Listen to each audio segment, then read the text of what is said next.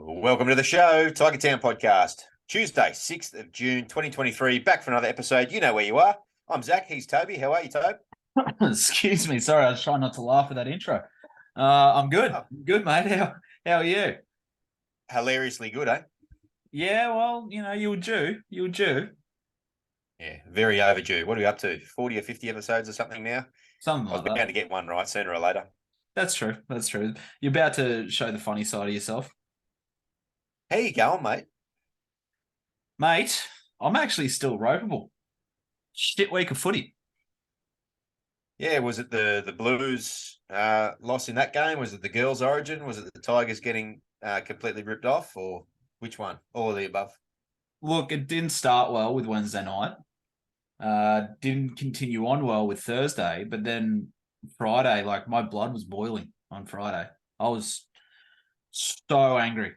So angry. Because it's just the No, same old story. Same old story. plain and simple wrong. I Yeah. put something up in the chat during the week. The cliche when it comes to this sort of stuff is sort of, you cop it on the chin when you cop rough calls because they come around, like they even out over time, right? I thought, yeah, that's fair enough. And for the most part, as much as it sucks, generally speaking, most of these things do tend to even out. And then I started thinking, when was the last time the Tigers won a game off the back of an incorrect call? I can't even And remember. I couldn't think of one. No. Like, not one. But I'm not talking recently. I'm talking ever. In that type of contentious nature. That wasn't there wasn't one bad call in that game. That whole refereeing display on Friday night was abhorrent it from was, go to way. It was a disgrace.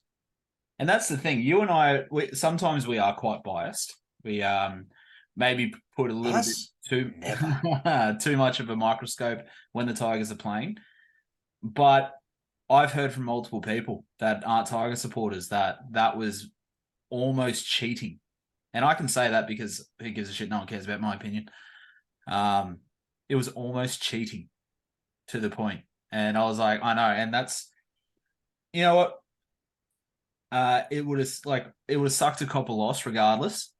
But to cop a loss like that, considering we had one of the worst decisions probably in the last 20 years go against us last year, to happen again this year, Yeah. it's Yeah. there is it happens too often for us for it to not be a pattern. And that's the thing. Like I can put my conspiracy theorist hat on and all this jazz, but it literally sometimes feels like there is an agenda against us. And I know that's probably too far. I know that's X, Y, Z. People dispute this and that. But for it to be as consistent as it is, it's just a very, very, very tough pill to swallow. Yeah, and that's the point, isn't it? Excuse me.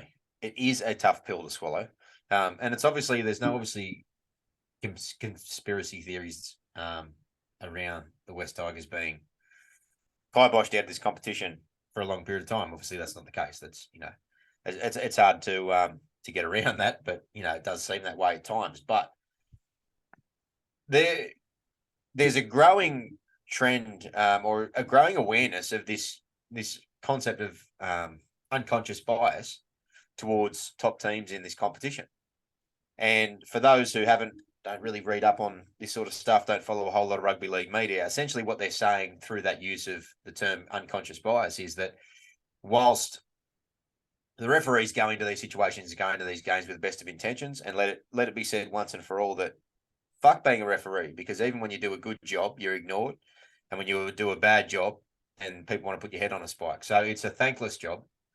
Does But pay very well, but I don't know the actual salaries, but I hear it's okay, but I don't have anything concrete. But yeah, you put your hand up to do that. You put your hand up to be in rugby league and get paid to take part in rugby league. So they do deserve the criticism that is coming at them. But anyway, I digress. Unconscious bias being that by definition, unconscious, something they're not aware that they are doing. But the flow of games, the little subtleties in the game, their referees are aware of who the strong teams are, who the better performing teams are. If games are not going the way that a preconceived, unconscious mind of theirs might perceive it to be, then that may and could, and people are starting to notice quite a bit, might lend itself to let certain decisions go in certain teams' favours, more often than not being in the favour of the side that is, generally speaking, higher on the ladder, more successful, more dominant, whatever you want to call it. Now, look, it's very, very easy, right? And it's very, very easy to complain about the referees when you are not winning football games. All right. So it's a very easy fallback, essentially. But it's important to notice that even when you are winning football games, things do go against you that can cost your team, because the counter argument to a rough decision that costs a game is, well, if you guys were 3 or 4 tries better, doesn't matter how many refereeing decisions they get wrong, it doesn't affect it. And that's not true, because rugby league is a momentum-based game, and small little turning point moments can have big flow-on impact effects. So butterfly effect style. You might have something really, really early in the game where you don't call a particular call for whatever the case may be, and that leads to a rush of possession, which can lead to fatigue in the legs that can permeate throughout the rest of the game for a particular side, which all comes off the back of one decision that was incorrect. Now, sometimes, obviously, you can't help that, and some decisions are genuinely 50-50. But the game the other night, and we'll probably, I'm sure, break down a few of the incidences that we're talking about, was a pure example where it wasn't a case of 50-50, so much so the NRL themselves came out and admitted that obviously the Luke Brooks one, just as a single example, should not have been given a try, which is no recourse for us because we lost by a point. And it was far from the only decision that was incorrect in that game. And you can cop some of the smaller ones because those ones do tend to even out, right? But it's these big game and match defining decisions. The Graham Annesley said as much himself. He said this decision was unfortunate because it was match defining, but it was wrong. So what's the recourse there? What's the recourse? The flow on effect that happens as a result of this. The person who made that decision was Adam G in the bunker. Adam G has now been appointed, not dropped after that decision that cost us the game, that his boss, Graham Annesley, admitted cost us, the West Tigers, 2 points in that game. Adam G is now the senior review official, i.e. the bunker man, for our match on Thursday. The same bloke that cost us the 2 points. No recourse, no punishment, no anything. So, we're sitting here throwing our hands up in the air like we did last year. What's the point in some ways? Yeah. When was the last time a Bulldogs, a Warriors, a Dragons, a Tigers, a Knights, a team like this won in contentious circumstances over a Melbourne or a Penrith or a Roosters or a Rabbitohs or something like that? It just simply does not happen. And I challenge anyone to prove me wrong. And I'm not talking 150-50 that they got lucky with. I'm talking a match start to finish where the refereeing goes clearly one way and it costs a team a match. Can you think of one? No, not at all. But the thing that I can somewhat forgive is on-field decisions. Human error comes into play. It's a heat of the moment. It's, they're supposed to be trained like that, but everyone's human. What I can't cop is the 3 decisions that went to the bunker that were clearly wrong, but they went against us. There were 3 that went up and had multiple looks from the camera, and they were still wrong. That's what I can't cop, because that's what the bunker's for. It's to eliminate any doubt. Now we talk about the Luke Brooks, very, very obvious. He was running towards the ball, got pushed in the back. Funnily enough, we got a penalty for that back end of the second half. What's different then to now? That's interesting. When, Raiders weren't trying to score that time. Fair. And then the other one was the Steph strip. That wasn't a strip. he was literally taking So his hand away from the ball? let's why don't we break down a few of them? So the first one was the Steph strip because that was the start of the game. So the reason that was so poignant is it was clearly a drop ball, loose carry. The commentators all said loose carry. That you can't see Steph's arm in any stripping motion whatsoever. You Nope. see it wrapped around his upper arm. It's barely touching the football. And if anything, he just simply withdraws it straight out. There's no downward motion. There's no pulling motion. There's no scooping of the hand. Nothing. Yet he clearly, not only did we lose our challenge and him not say, look, you keep your challenge, but it's, what's the word they use? I'm having a complete blank. Sorry. Not unprovable. Insignificant evidence or whatever the Something term like is. Sorry.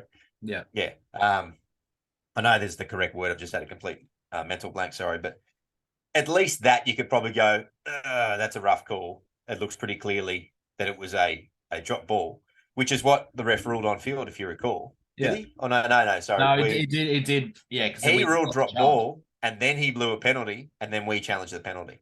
Okay. Yeah. And there's a clear view of it. It's not like it was obstructed. So even if that was the case, how many times later in that game did we lose the ball backwards? I counted 4. But if that had not been taken off us, that review, even if it was lack of evidence to overturn, we would have been able to review those decisions. So there was that impact of it. The fact we didn't get the ball in their end, which we should have done at the very start of the game, with a chance to hold on to possession, play territory, possibly score, put pressure on, all that sort of stuff, and change the momentum at the beginning of the game. They then roll downfield and score off that set. That's the first one.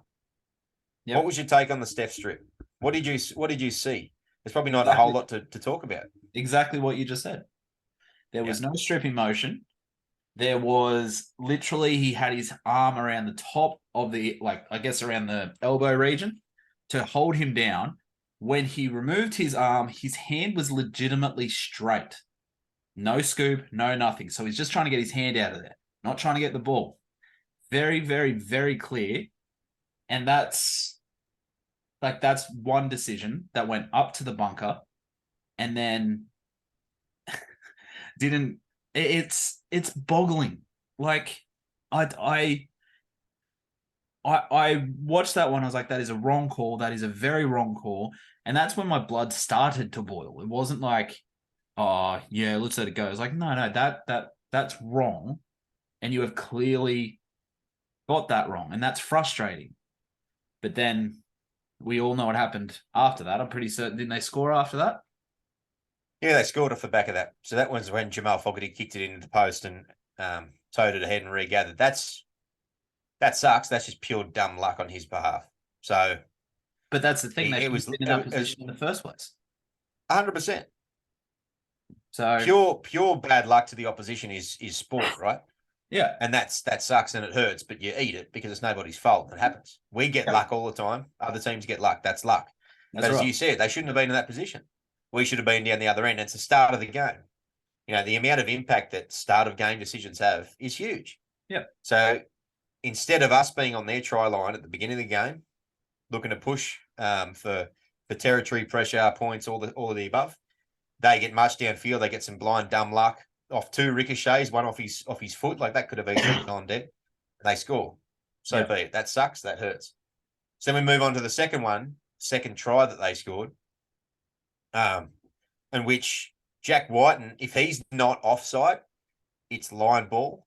But then you look on the outside of him is Hudson Young. I think it's Hudson Young. Hudson Young is a half pace in front of Whiten, but he's slightly cut off screen. You can only see his torso.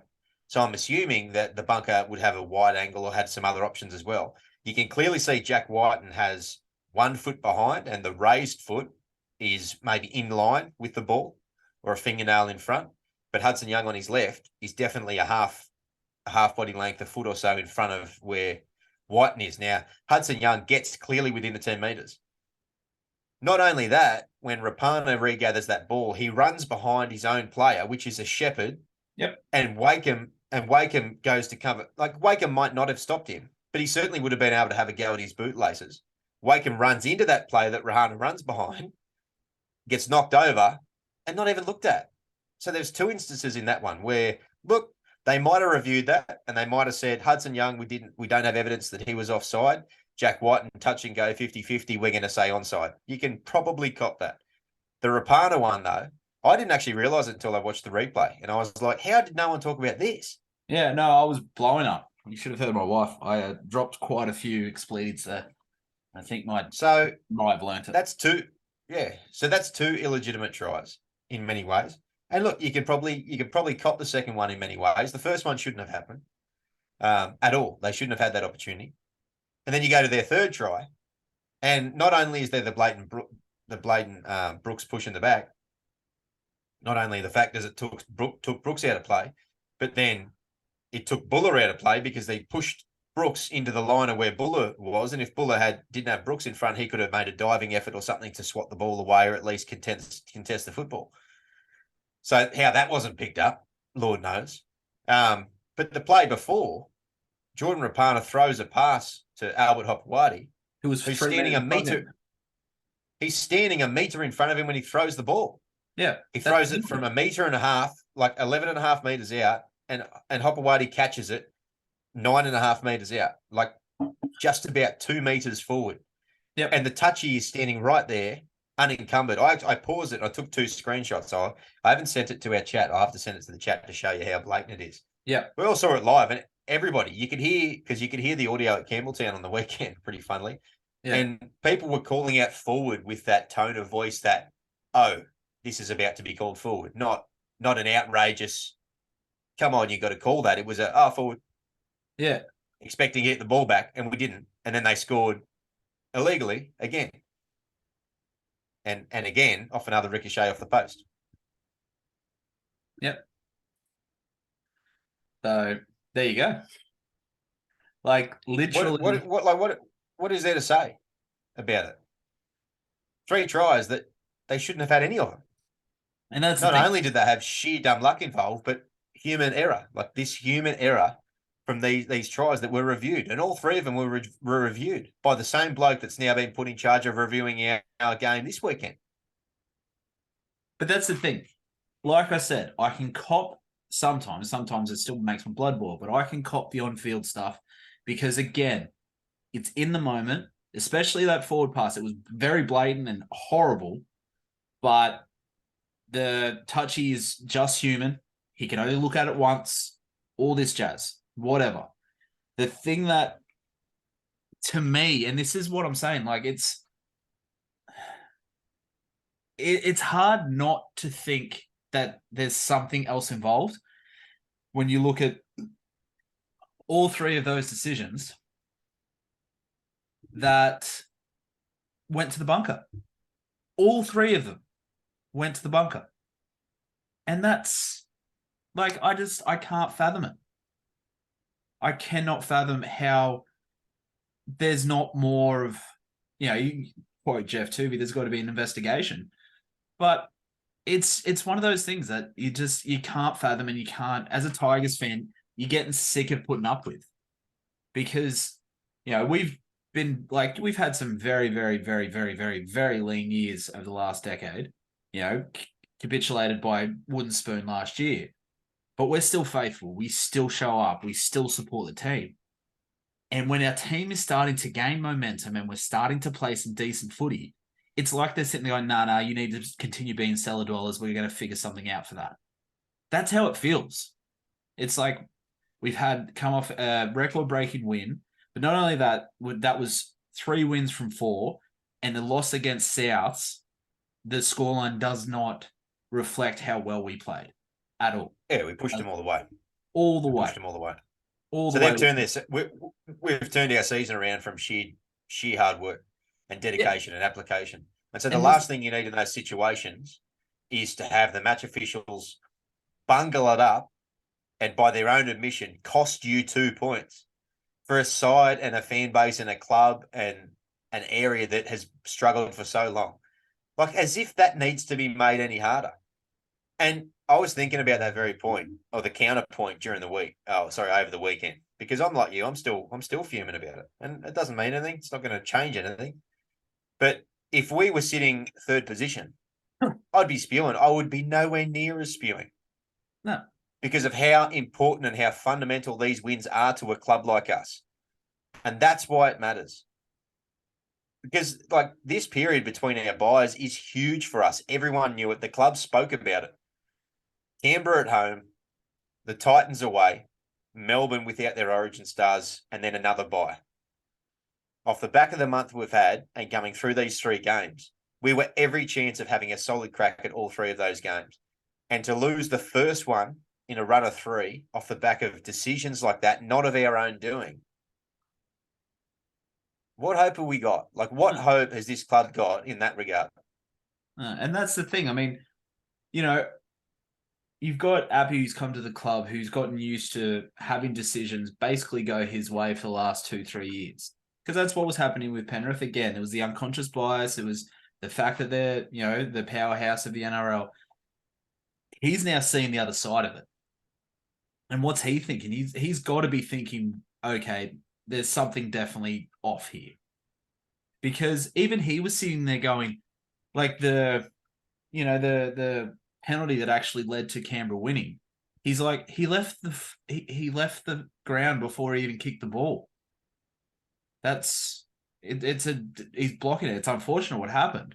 And then, I guess rules are rules.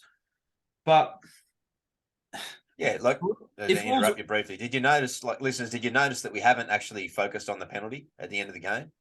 Because that, as much as that was a hard decision and it was a dirty ass way to lose a football game, it's probably the right call in the modern day.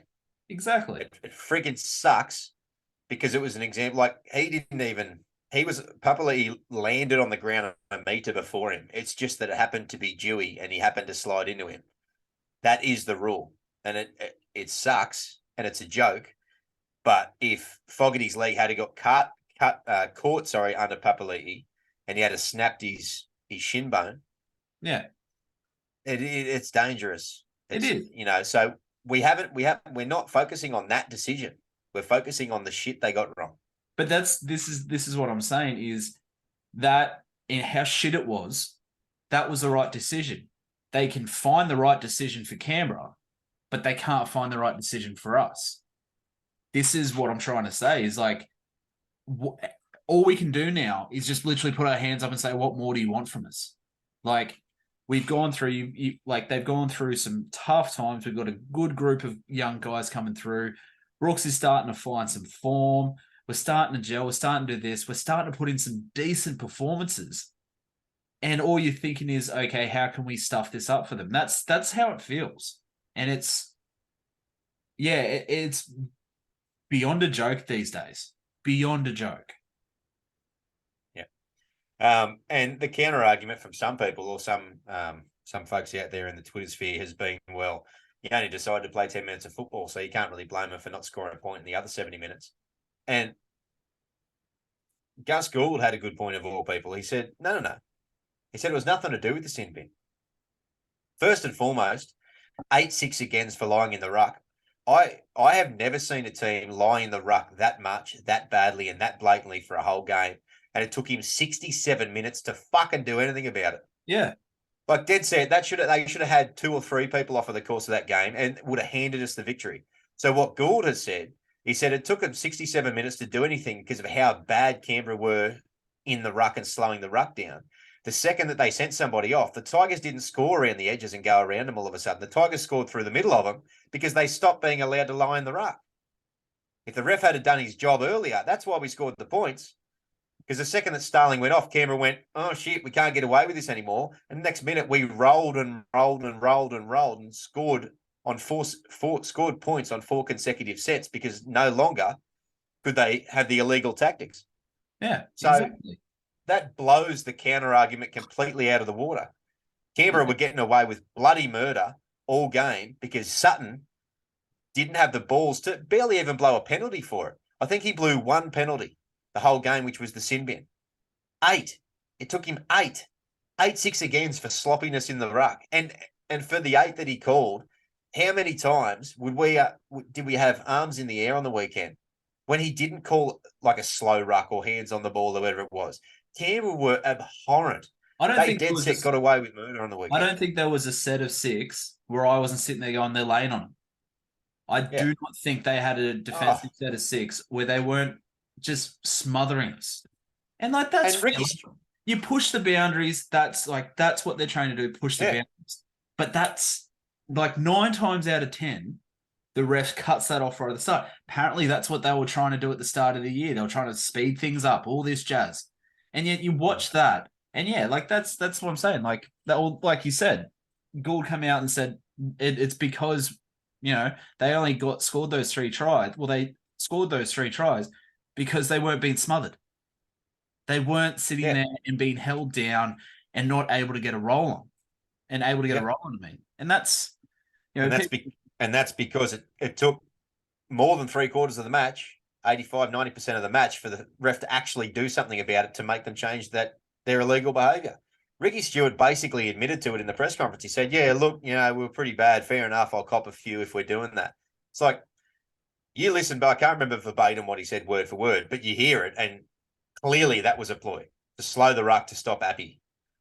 Obviously, like, it's clear as day. But they just took it to the nth degree. And had Jared Sutton done his damn job, they would have been piggybacking us up and up and up, and we just would have dominated territory and position and pressure and all that sort of stuff, because it would have been up to Canberra's choice, which is the way that it should be. If you want to push the boundaries, you're gonna play with fire there.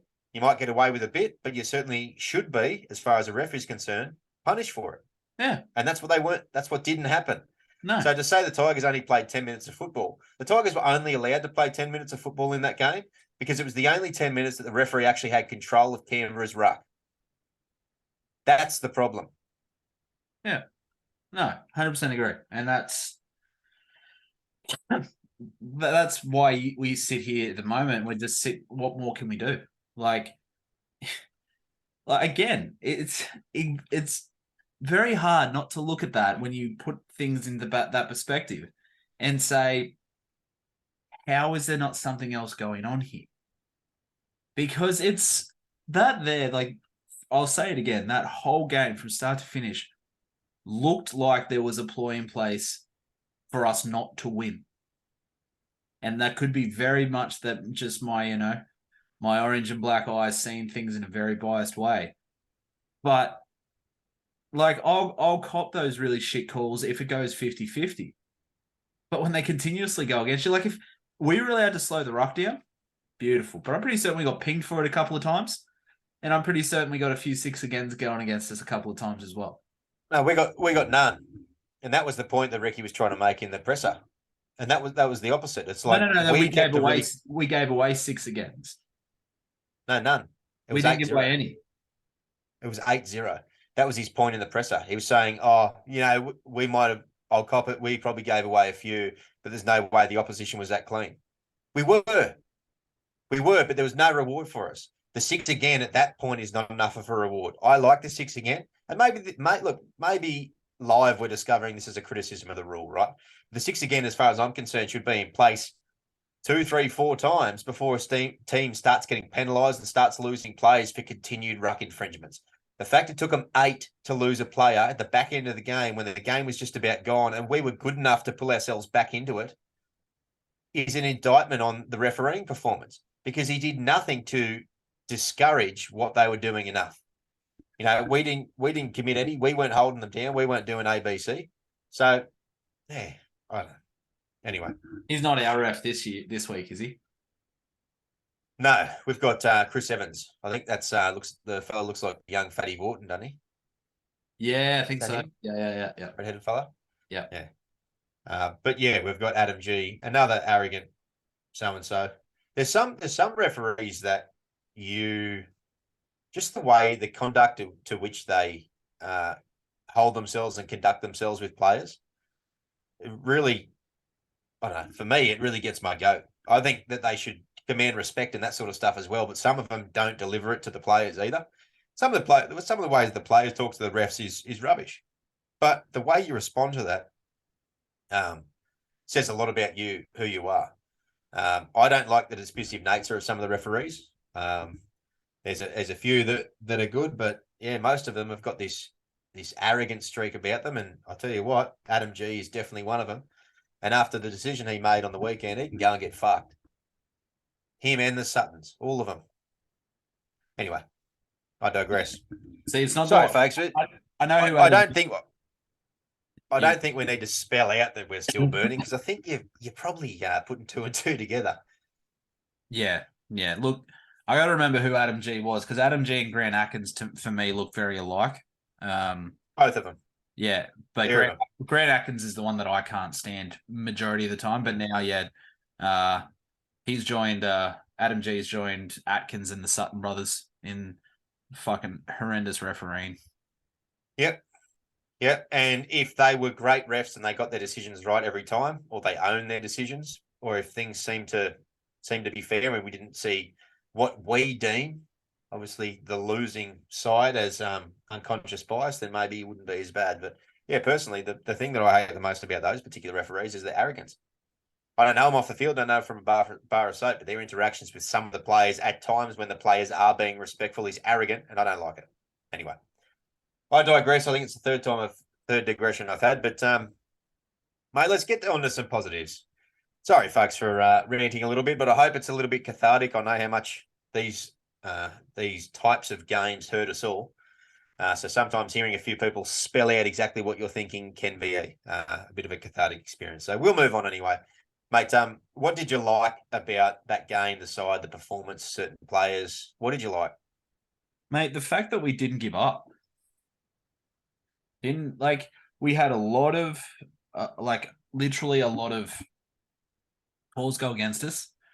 And you can tell that, from probably one of the most docile guys in our team, Tar, even he was starting to get frustrated with a lot of this stuff. Even he was putting his hands up going, and he's usually just get up, play the ball, let's not worry about it. Get up, play the ball, let's not worry about it. But even he was going, what is going on? What are you doing? But they didn't give up.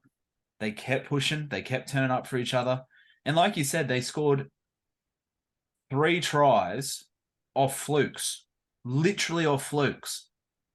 The first, the second, and the third.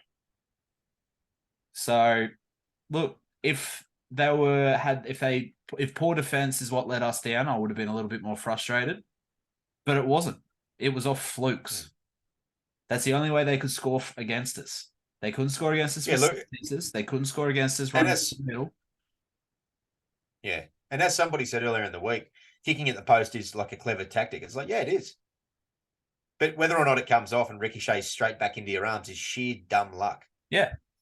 Like otherwise it would happen all the time. It doesn't.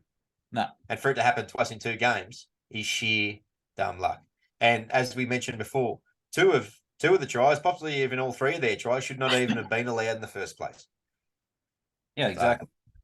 But then as soon as we got that run on, we really turned it on. 3 tries in 4 minutes. Yeah. So, 4 point scoring opportunities in 4 consecutive sets if you count the field goal.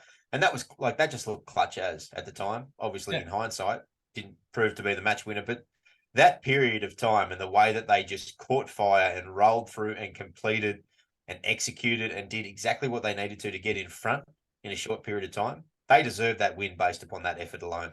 100%. And that's why that hurt as well. This is a side, and this is a positive for me. This, as just to double down on what you said, this is a side that does not go away. And I think that's the first markings of a side that is starting to become difficult to beat.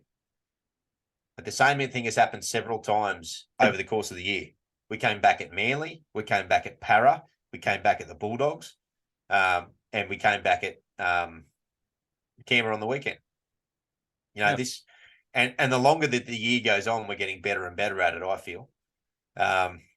What areas, was there anything that disappointed you on the weekend in the Canberra game?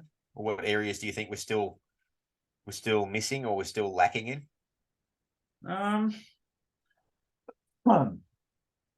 You know what? Not really. I don't think we're lacking in too much. I think Brooks is starting to understand, even Joey was sitting there going, he's finally playing to his strength consistently. Now, we've known what his strength is for the longest time, ever since he debuted in 2013. We've known what his strength is. But then it's and you know what? I'm actually going to jump on Luke's Brooks' side, because potentially what's been happening is exactly what you said. He's had coaches who've tried to make him a player that he isn't. I need you to be that structured half. I need you to be that game management half. I need you to be this. I need you to be that. And like you've said countless times, he's not a half anyway. He's a running 5/8, which is the best way to describe him. And Wakeham's more of that game management a little bit.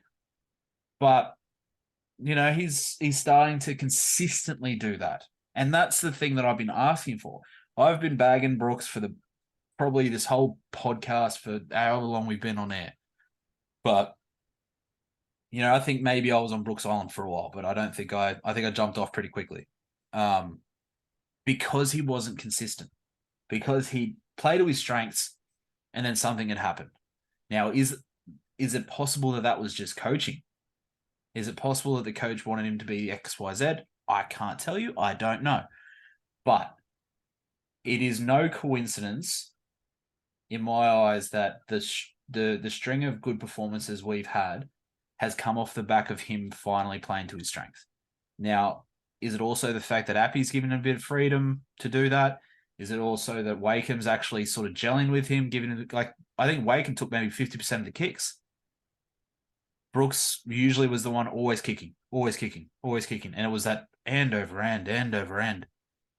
But Brooks is I don't know, he's mixing up his kicking again. He's keeping them low at times. He's becoming quite good at getting repeat sets again and all this stuff. And, maybe the pressure's off his shoulders.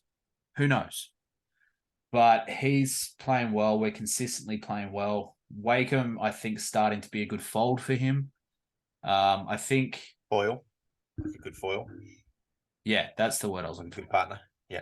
You could have just let it go. No one would have. You didn't have to correct me. It's fine. Sorry, mate. It's a learning experience. I was just trying to understand what you're talking. It's a learning experience. Yeah. We're all learning here. We're all team. But yeah, it's our outside backs. You mentioned that in our chat that probably the best game Tommy Tillau's ever had. And it's hard to disagree with that. So much so, it looks like Naden's in New South Wales Cup, not even getting a start. Tillau's going to keep his spot. Power was quiet, but that's because he was stifled. He was getting frustrated because he couldn't get his roll on. I think Tupou He also had a clean break to himself. He did. I think he just wasn't Cowboys level elite, but I think Toa was good. He didn't get a heap of good ball that game, I guess, but he was good in what we saw of him. Yeah, exactly. I think our wingers, Noffa was a little bit frustrated in the first half. I think I mentioned it in the chat. He was back to running sideways again. He's been playing well when he's just been rucking the ball up. He's strong. He's got so much leg drive and he's got such a low center of gravity. Just run straight if you want to. Don't run sideways because 9 times out of 10, you're losing 10 meters. I think made a clean break as well himself. I just want to, for me, in terms of the areas that I still think we need to improve, I think execution in the first half of that game sort of dropped back a peg or two in the last month. I think we panicked a little bit in the red zone in the first half of that game, a little bit a la the first 6 to 8 weeks of the season. I think we're still on the whole playing better footy, but the first half was a little bit. It wasn't as tight. The passes weren't hitting the hands as well. The kicks weren't pinpoint as they had been.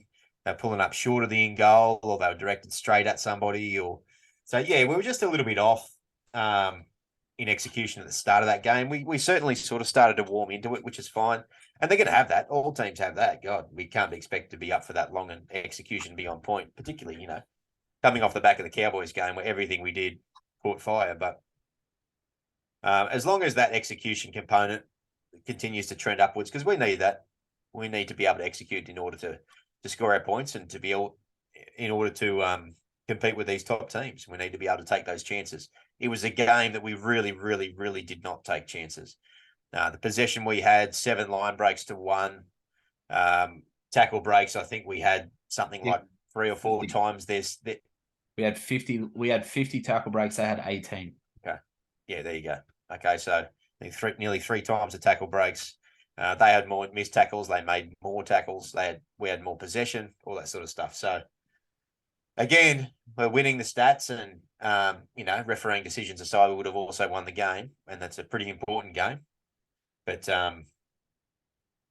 yeah, overall, I didn't end.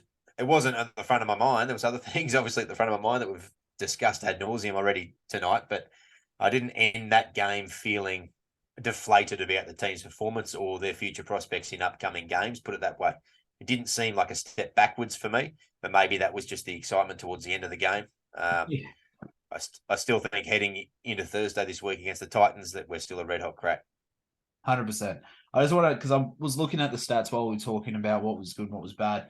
The one thing I want to flag is very clear how much they were getting away with in the ruck. So they had 46% of possession, yet their average play the ball speed was almost half a second less than ours. Yeah, that was the first one I looked at too. Do you want to read out those numbers? So they had 46% of possession. We had 54. For the average play the ball speed, we had 3.64 seconds. They had 3.3. Yeah, there you go. So over a third of a second, which doesn't sound like much, but that's a lot. And we're a team that actually traditionally wins the play the ball speed. We've actually got a lot of quick players of the ball in our side. So, yeah, I jumped on that one too. 100%. That tells the story of ruck speed. 100%. And look, it's a tactic, fair enough, but it's a tactic that they got away with for too long, and evidently, in many ways, it cost us the game. Yep. I think another thing that I think really needs to be improved on, and he's getting better. Like, don't get me wrong, he's 6 games into his career, but Buller's support play in the middle sometimes is a little bit to be desired at times. I think it's mainly because he's expecting a sweep play and then someone makes a break up the middle. But he needs to get there a bit quicker. But I think that's just going to come with experience and time. So yeah, he can't really be everywhere at all times, I guess. There's a couple of breaks that Brooks made that he wasn't quite there anticipating. I think he's seen by now that Brooks has made 4 or 5 clean breaks in the last few weeks. And he had an opportunity in the South game to find Buller, and he wasn't able to do so. So on the weekend, we saw where Buller ended up going through up the centre again, and he had Pole and Papali'i in support. yeah, Found Pole, and then Pole tried to make a run for it, and then knocked the dropped ball out. the ball. No, that was Pole, yeah. I just want another big stat that I actually didn't even notice is Luke Brooks's running meters. So Buller led the running meters for the game with 245, which is huge. But Brooks was second with 223, which is really, really, really surprising. Wow. It just shows that that's his strength. His running game is 100% his strength. And he's starting to find it. He's starting to really, really take a hold of that, which is awesome to see. So, yeah. Yeah, most definitely. Yeah. And it has to continue, and he's going to be really carefully marked now because it doesn't take long before opposition coaches figure out that certain players are doing certain things, and so they really work to shut those players down. But that's when you look to pivot and you look to switch and you look to change a few options around that, so the best players continue to get results in that area. Exactly. And hopefully he does. But yeah, if I'm Jerome Buller, every time I see Brooks looking at digging into the line, he's maybe not a 50-50, but he's a good decent chance of having a crack and then possibly slicing through. So, and we know Brooks is fast enough on his own, so he's fast enough to get to the fullback, and then it's just a simple draw and pass every time. Yeah. Execution on these line breaks, the ability to not so much execute the line break but finish the play is costing us a lot. It's hurt us really all year.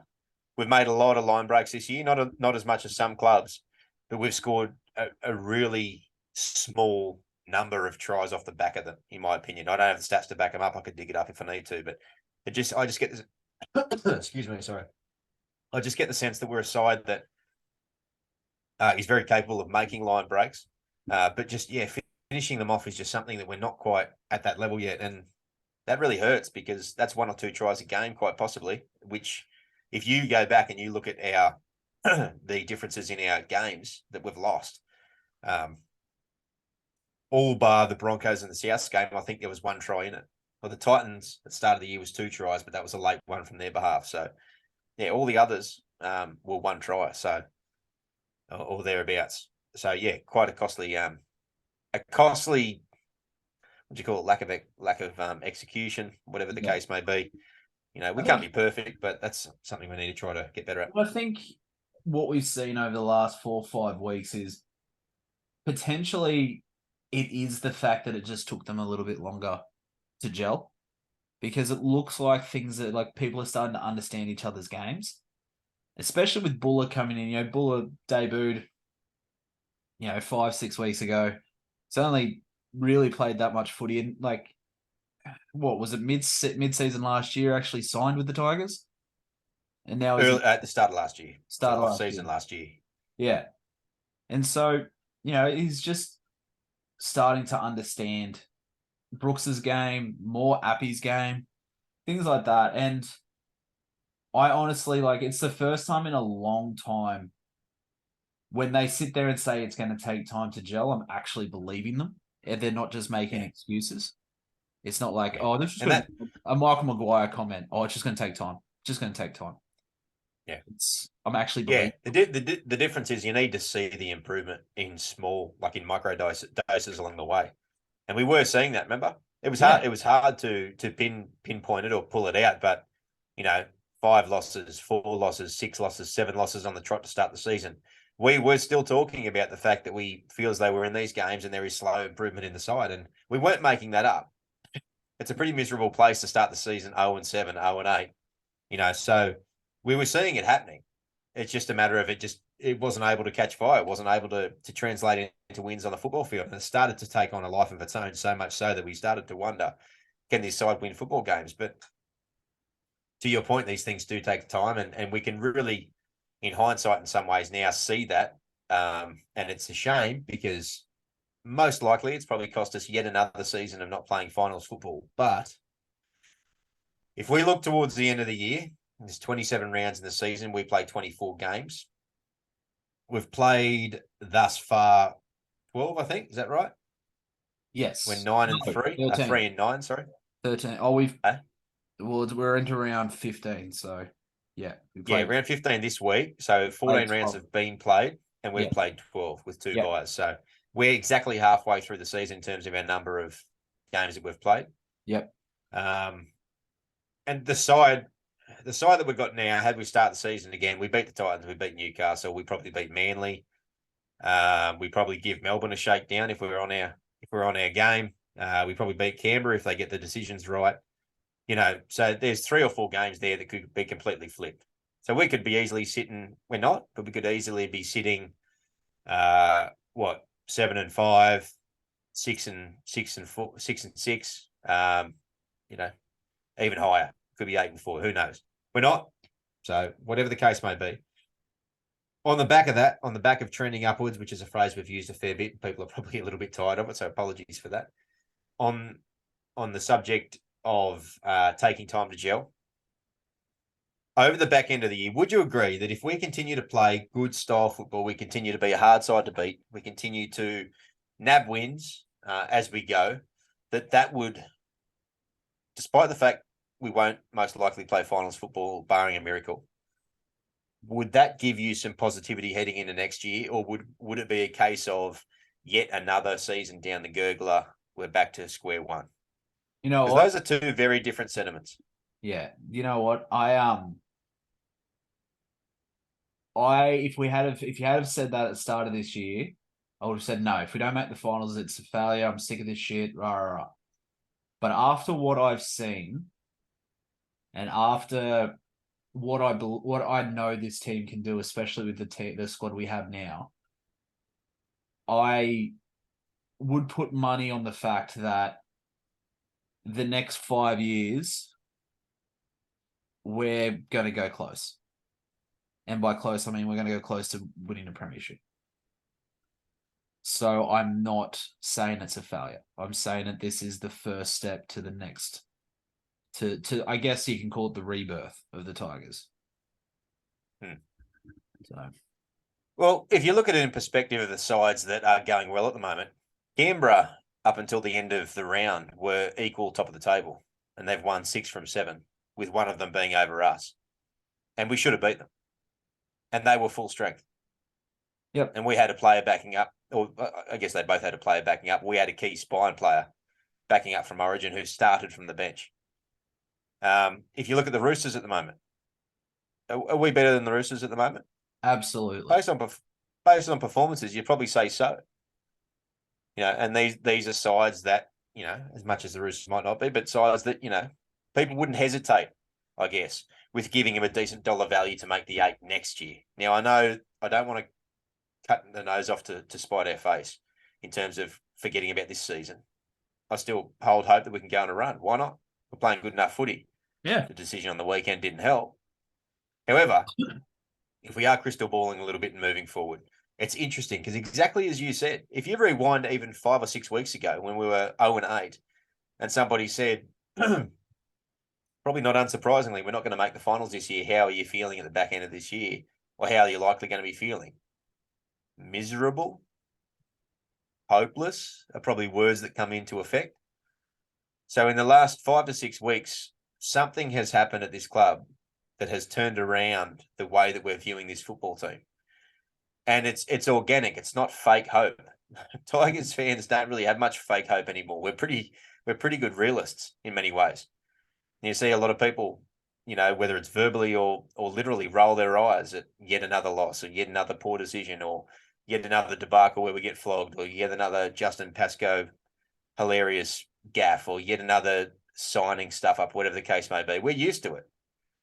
So we don't really get around after missing the final since 2011 for 12 or 11 at this stage consecutive seasons, pretending to be happy-go-lucky, positive, sunflower farting individuals.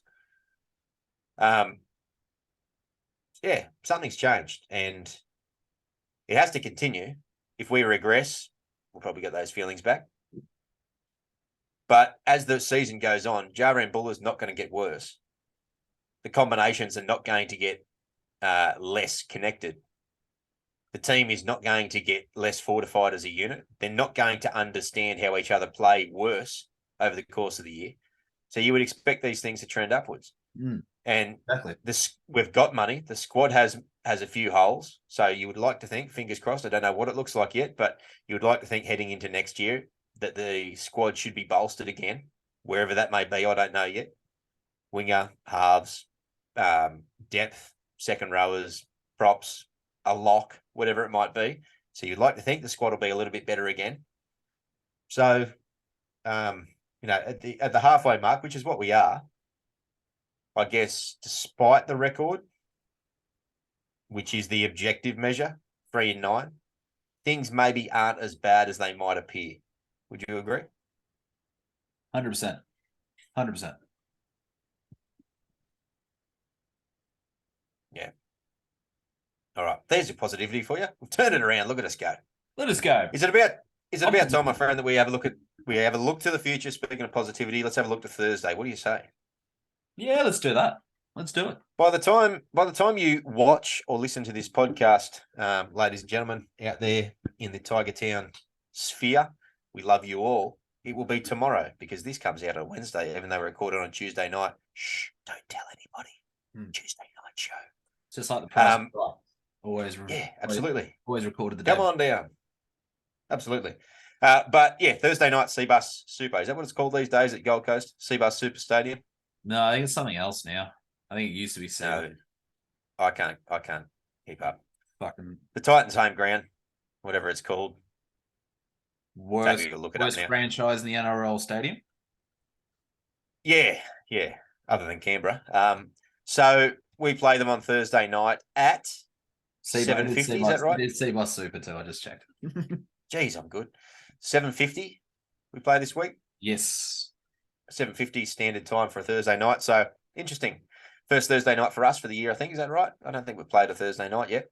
It's a weird time. We've got to go to work the day after a Tigers game. That doesn't sound traditionally for us. That doesn't sound like a something I would want to do. No, but yeah, no. I actually just on a bit of a tangent. I think we've got over the next 6 weeks. I think we've got 4 televised games. So we're on Channel 9 for the next 4 out of the next 6. There you I'll go. be sure to tune in to KO. I It's tough. It's tough going sometimes on Channel 9, listening to some of those commentators. It is hard work. agree. Yeah. So we play the Titans Thursday night. Now, a couple of big outs for them. Kieran Foran is still out. David Fafita has been ruled out as a precaution, apparently. He was suffering. He had a HIA in Origin last week, and apparently he's had a few delayed symptoms. So I think with a shorter turnaround and the early game this week, they've chosen to give him a rest. Not complaining about David Fafita not playing in the side. Nope. But the flip side, true Tigers fashion, they get a couple of players back. So they got Jamin Jolliffe off the bench in prop. Not touch wood, overly scared about Jamin Jolliffe, I must admit. And AJ Brimson, who I am scared about, because AJ Brimson has a happy knack of doing something extraordinary against us. I don't know what it is. I don't know why he chooses to do against us, but he has a habit of doing that. So he's back at fullback. Halves, I think Jaden Campbell and Tanner Boyd is the Titans. So interesting, mate. What are you making of their squad? Oh, mate, to be honest, I haven't rated the Titans squad all year, but yeah, they keep winning. So I'm not going to say anything bad about them. I think we know who their stars are. We know that they lead from the front through team. And now with Brimson back, he can pop up anywhere. I still find it interesting. I still think they'll probably switch Campbell and Brimson, if I'm being honest. I think Brimson will probably play in the halves and Campbell will play at fullback. Off what I saw last week, I don't think Campbell was flash hot in the halves. But we know what he can do at fullback. Look, in all honesty, you look at our full pack compared to theirs, it eats them for breakfast. I think that I say that now and they'll probably run rings around us because that's usually what happens when I say shit like this. But you look at their back row and compared to our back row, it's just chalk and cheese. But last week was an interesting matchup, wasn't it? Because in some ways, our sides last week, us v Canberra, were two very evenly matched sides across the park in terms of where their strengths lie. Very average halves, not super over the top. I guess you could count Jack Whiten as a decent half. I guess he played 5'8", didn't he? He did last week, yeah. not centre. Their back line largely unheralded. They were missing one or two, but forward pack clearly their strength. International level forwards, high quality forwards, and a couple of hookers to play off the back of that. And that's obviously where our strengths are as well. And it played out in the end, didn't it? So I guess if we look ahead to this week, it couldn't be more different in some ways. You know, they've got some decent players in there. You got Mo Fodawaker and Tino Fasua-Maliawi, who are both Queensland or ex-Queensland reps. Sam Verrills is serviceable at hooker. They got Cleese Haas, it's a fun name to say, Payne's brother, and Joe Stimson in the back row, and Isaac Liu, who's getting on in years, we must admit, out of the Roosters formerly in lock. So interesting. I never heard of Cruz Lemming and Isaac Fasua-Maliawi on the bench with Jamin Jolliffe, I mentioned earlier, and Aaron Clark as the hooker replacement. So yeah, it's I think their props definitely can match it for sure. They're good players. Fodawaker and Fasua-Maliawi, definitely Tino. He's a bit of a monster, but I think we can handle him in the forwards. What do you think? 100%. I think that's where it's going to be one is our forwards dominating the ruck if we're allowed to get a roll on. If they're not going to allow stifling. But the thing I do want to say is I don't know if you've had a look at the reserves, but there's 2 ex-Tigers on the reserve list as well. So McKaylee and Mamalo. So I haven't seen Mamalo at all this year in a NRL jersey. No, he's been playing in reserves. He had a little injury when he went up to the Titans, and that he was trying to recover. But yeah, he's been playing Q Cup, I think, up there since he's been up there. So he hasn't got much of a look in. Khan Pereira's been obviously playing pretty well. So he has. Now, in the back line, did we discuss that the opposite numbers don't match up with each other? So 3 versus 4 and 4 versus 3 on opposite sides. Yep. Beside that, I always get confused left and right. Never played centres that way, but anyway. Still to this day, I'll figure it out one day. That's got Stafford Toa matching up on Aaron Shop. Now, Shop's dangerous with the ball, but if that is the matchup, I think there's every possibility that Stafford could absolutely carve Shop up. Yeah, I've never really rated Shop as a defensive center. I think he's strong. Yeah. I think he's Yeah. very strong. He's a Bradman Best type for me. So with the ball, yeah, bit of a beast. Yeah. And you saw what Todd did against a pretty decent defensive center in Valentine Holmes and just school him. So he's not bad, Holmes, is he? No. He goes okay. But look, again, like we said, this is a period between the two buys that are very important for us. And off what I saw last week, again, if things go the way that they should go, in terms of refereeing being 50-50, potentially, there's always the opportunity that a square up is on the cards. Doesn't happen to the Tigers very much. I think we're gonna win this, and I think we're gonna win this comfortably. Okay, you got a scoreline? 32-6. Right. For me, I think they've got to start strong because the Titans have been, what are they, second in the competition for first halves and last for second halves. Yeah. So they're really fast starters. If we can upset that rhythm and we can start strong ourselves and get them on the back foot, play that territory game I talked about a couple of weeks ago. Yeah. Just make them work out because our forwards will get us up over the 50 every time. And eventually we start winning that 40 backs. I think that's our power play over these guys. We start fast. Yeah. I don't know that they can go with us for the full 80. We're a full 80 team. We might not play for the full 80, but we're in it for the full 80. So I hope they're ready to go long. So 32-6 you've got us at. Is that a Brandon Wakeham perfect with the boot kick record? And a penalty goal. 5 tries and a penalty goal. Yep. Well, touch wood, he has been kicking them well thus far. Long may it continue. We haven't had that for a long time. Yeah, okay. Bold prediction off the back of that? I reckon Jakey's going to go over from dummy half. Okay. Yeah. Yep. On that note, bit of whispers around today that seem to come from a decent source that Talon De Silva, our young 18-year-old hooker protege who played SG ball this year, Harold Matt's last year, has played flag already, scored a try on debut. He's our next big thing, to be perfectly honest. I don't want to put too much of a hype train on him, but in terms of the talk around Buller, for what Buller could have done before he debuted, Talon De Silva is times 10. Wow. He's a weapon. He has the possibility to be every bit as good, if not better, than Robbie Farah.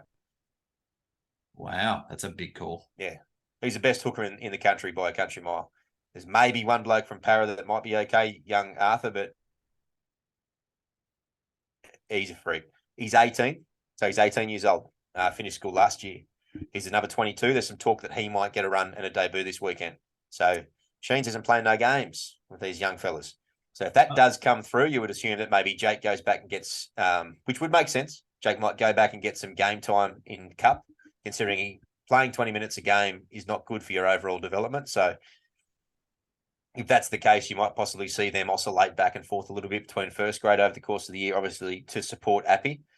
It might also be the case that they're getting Talon ready to play the bench role for Jake when Appy's on origin duty in the next couple of games too. Oh, yeah, that would make sense. So, and an 18-year-old, as much as he's still skinny, he's still underdeveloped, should be able to handle 15, 20 minutes, you would like to think. So we'll wait and see if that comes to fruition, but that's come from a few hefty media sources. So this is not just scuttlebutt in the back ends of websites unspoken about. So that'll be interesting to see if that's the case. I'm never confident about this football side, but I would like to think that they're going to go out and have a really strong game. I am expecting them to come out and have a really strong game, and I'm expecting them to have a really good performance against this side. They'd be smarting from the rubbish they turned up earlier in the year in the loss to the Titans.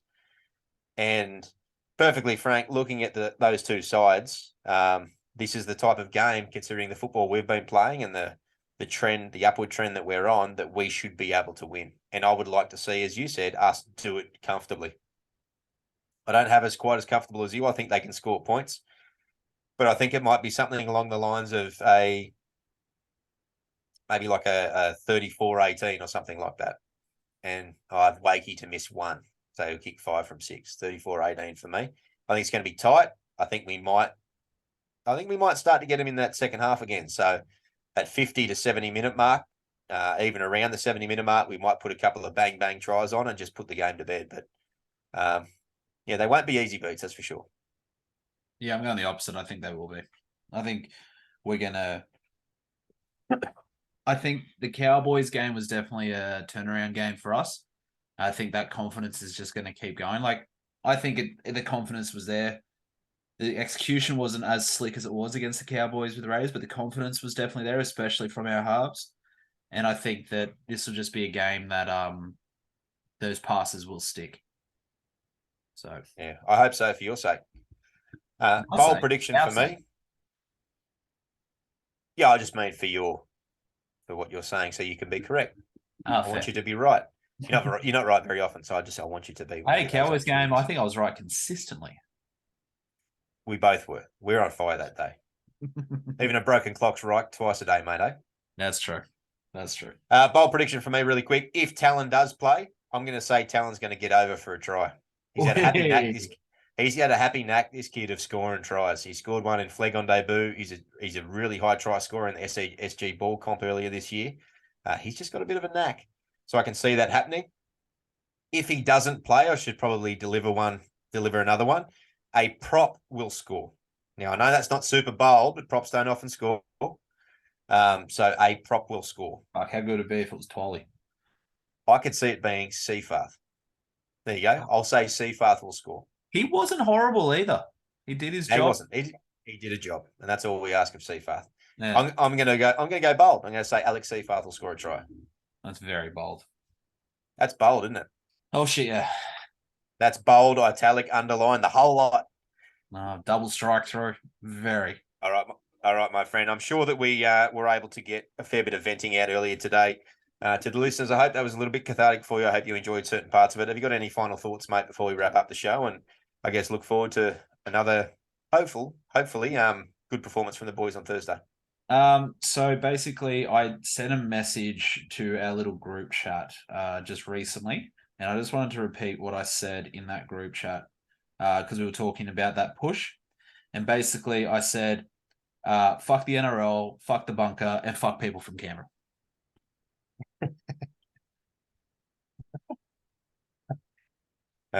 Subtle. Nice. Subtle.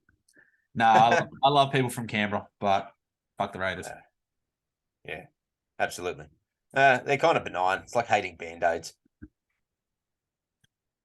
That's such a weird analogy. Yeah, I know. But it would be weird to hate Band-Aids, wouldn't it? It would, yeah. Yeah, so there you go. They're unhateable. I do think they're an average franchise, the worst franchise in any sport in Australian sport. See, we're playing that this weekend for me. But that aside, anyway, let's get into our PSAs because I think we're waffling a little bit now. The night is getting on with us. So as we say every single week, guys, please check us out on YouTube, subscribe, like, comment, all that good stuff. The comments in particular, actually throw a comment or two up on our YouTube videos if that's the media that you're consuming on. I know that most of our listeners, based on our analytics, are Spotify lovers. And to be perfectly frank, if I'm listening back for how our shows sounded, I love Spotify myself too.